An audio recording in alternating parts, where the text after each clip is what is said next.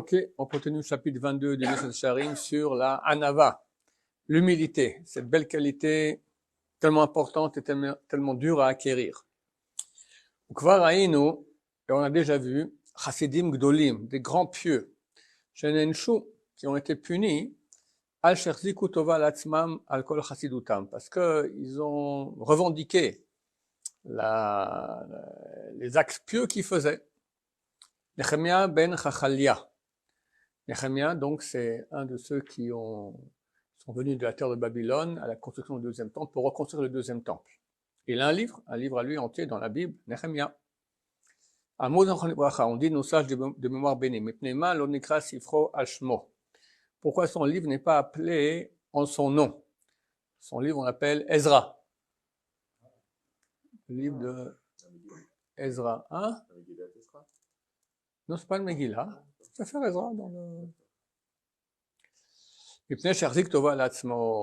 Parce que il a prié à Dieu et il a revendiqué, grâce aux choses que j'ai faites, voilà, viens, sauve ton peuple, etc. Faut pas revendiquer. C'est contraire à l'humilité. Alors Chizkiya, c'était aussi le roi le plus pieux qu'a connu le peuple d'Israël, à part David et Shlomo. Il devait être Mashiach. Il a pas été Mashiach parce que Dieu a fait un grand miracle, il n'a pas fait une shira, il n'a pas fait un chant à Dieu. Mais néanmoins, il était un très très grand sadique. Alors, il dit à Dieu, Hine le shalom mar limar. Voici, pour la paix, amer, je suis amer. Pourquoi il est amer? Les fiches Ana parce que Dieu lui a répondu, donc il y avait ici le siège de Jérusalem par les Irakiens. Et des millions de soldats sont venus attaquer Jérusalem. Alors, Hizkiyahu, il a prié à Dieu, et Dieu lui a répondu, Veganoti ala irazot, je vais protéger cette ville, l'Oshia, pour la sauver, les Mani, pour moi, donc Dieu dit pour mon honneur, ou les Man David Avdi, et en honneur de David, mon serviteur. Et ça lui a fait mal à Hizkiyahu. Pourquoi David? Dis-moi, moi aussi j'ai fait beaucoup de bonnes actions. Comment expliquer nos sages de mémoire bénie, parce que quand il a prié, il a rappelé ses mérites. Dieu, sauve-nous, sauve notre ville, j'ai fait ci, j'ai fait ça. D'accord? Et la Gemara a dit dans Traité Brachot, tout celui qui fait dépendre par son mérite, on fait mériter par le mérite d'autres personnes. Donc tu vois, que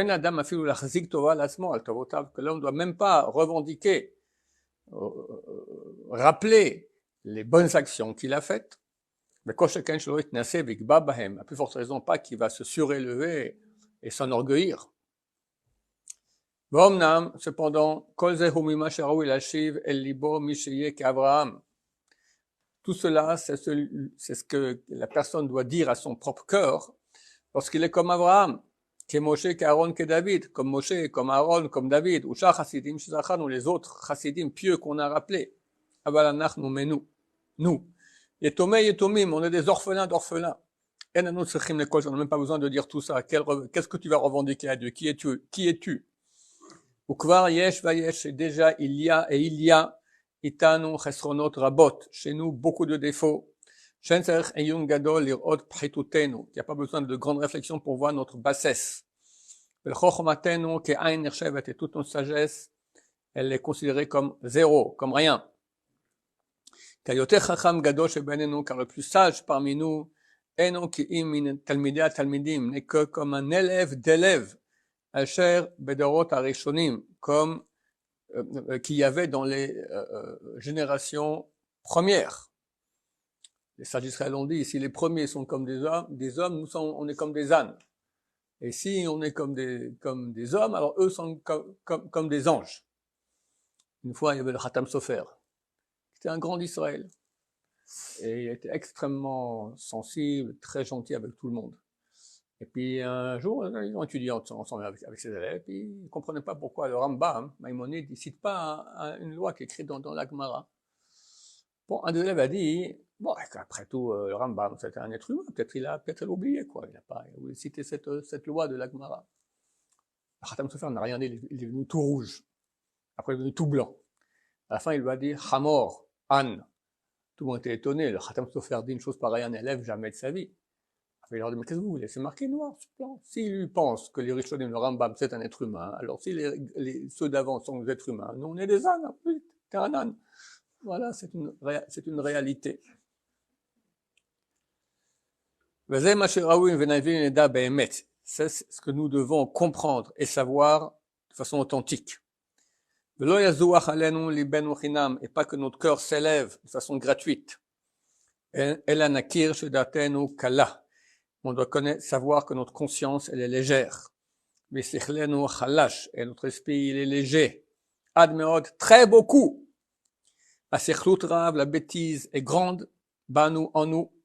Vata'ut goveret, et l'erreur grandit. Vachar neda oto, ce que nous savons, eno ela me'at mina me'at. C'est un peu de peu. Imken, si c'est ainsi, vadaish en raoui lanu hi'ainase klal. Si c'est ainsi, donc on n'a vraiment pas lieu de se surélever, et la haboshet vashiflut. Mais au contraire, la honte et la bassesse, des épachut, et c'est simple. Voilà. Pas se prendre pour ce qu'on n'est pas.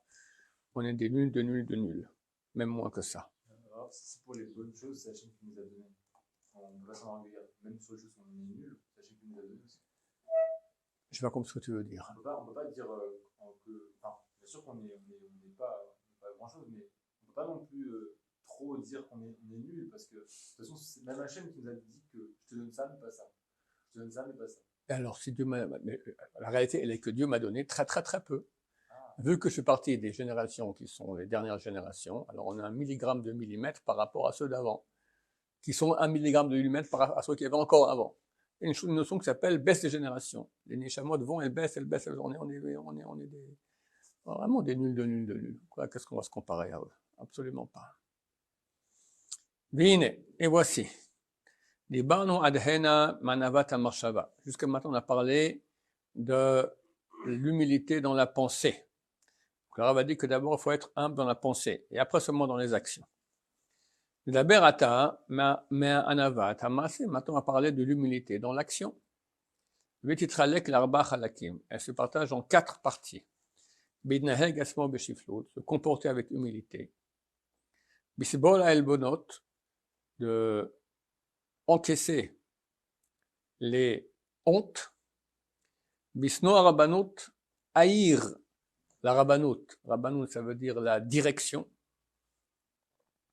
Oborach menakavod, et fuir les honneurs. Et bachalok kavod lakol. Donc, en fait, le troisième, c'est fuir, enfin, haïr la direction et fuir le kavod. Ça marche ensemble, fuir les honneurs. Et 4e partie, bachalok kavod lakol, donner des honneurs à tous. Quand quelqu'un donne de l'honneur à tous, alors c'est un signe d'humilité. Parce que les gens orgueilleux, ils n'aiment pas dire sur les autres qui sont bien. C'est comme si on enlève d'eux, on donne à quelqu'un d'autre. Il est en concurrence avec eux. Il ne peut pas supporter de dire du bien sur l'autre. Aechadhu, la première, bitneg beshiflut, se comporter avec bassesse. Et ça doit être dans diburo, sa façon de parler. Après, le Rav va expliquer chacun de ces cas. Balichato, sa façon de marcher. Beshivto, ou bechol tnurotav, sa façon de s'asseoir dans toutes ses actions. Biliburo, la façon de parler. Amruzal, on dit les sages de mémoire bénie, laolam yediburo shel adam ben nachatim abriot, que toujours l'homme parle avec douceur aux créatures. Ou mikram alehu, et c'est un texte complet qui le dit, divrei chachamim ben nachat nishmaim, les paroles des sages se disent avec douceur. Tzarech sheyeh dvarav divrei kavod, il faut que ces paroles soient des paroles honorifiques. Mais les vrais bisayon, n'est pas des paroles honteuses. Mais la façon de parler, même le vocabulaire que tu utilises. On voit la semaine passée que Yaakov Avinu fait une chose qui est absolument insupportable pour lui. Lui était Emet. Emet, c'était Emet Yaakov. Le plus Emet, il est incapable de faire un mensonge. Sa mère lui dit, je t'ordonne, tu te déguises en Esav, tu vas dire à ton père que tu es Esav. Mais moi, je peux pas faire un truc pareil, mais c'est impossible. Si mon père comprend que c'est Esav, je vais me faire insulter, maudire. Puis en plus, je suis tout lisse, et puis Elle lui coupe bien le truc, un habit comme ça de fourrure, tout ça. Et c'est que le Midrash dit qu'il ne pouvait pas marcher 2 ans, je l'en prie, pour faire rentrer chez Yitzhak, il ne pouvait pas faire ça. Bon, tu es déjà là-bas, en face d'Yitzhak. Il demande, tu as fait vite, mon fils. Et là, il fait une gaffe. Il dit, Ikra lefanai Hashem Elokecha. L'Éternel, ton Dieu, il a amené devant moi le gibier comme ça, rapidement. Le texte dit directement, Israël lui a dit, viens que je te touche. C'est pas Esav. Esav, il prononce jamais le nom de Dieu. Il touche, il dit, c'est bizarre. La voix est celle de Yaakov et les mains sont celles de Esav. C'est bien toi, mon fils, Esav, l'aîné? Il dit oui. Bon, il se bénir. Mais pourquoi il fait cette gaffe? Si déjà tu racontes des histoires, ben, joue là, à Esav. Esav jamais prononce le nom de Dieu. Tu réponds oui, ça va, tu dis pas ni Baruch Hashem, ni rien. Tu dis un truc comme Esav, comme les voyous dans la rue.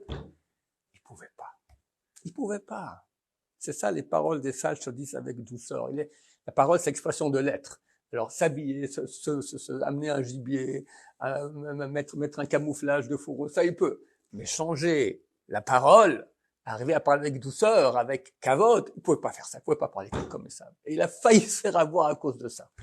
Voir donc à quel point c'est important d'avoir une parole qui est propre, une parole qui est honorifique, qui kavod à tout le monde. Omer, de même il est écrit, Baz l'ereu chassar lev, celui qui est honteux avec son prochain, il manque du cœur. Omer bevo racha bagambouz, lorsque vient, il est écrit aussi, lorsque vient le mécréant, vient aussi la honte. Baruch Adonai, Leolam, Amen ve Amen.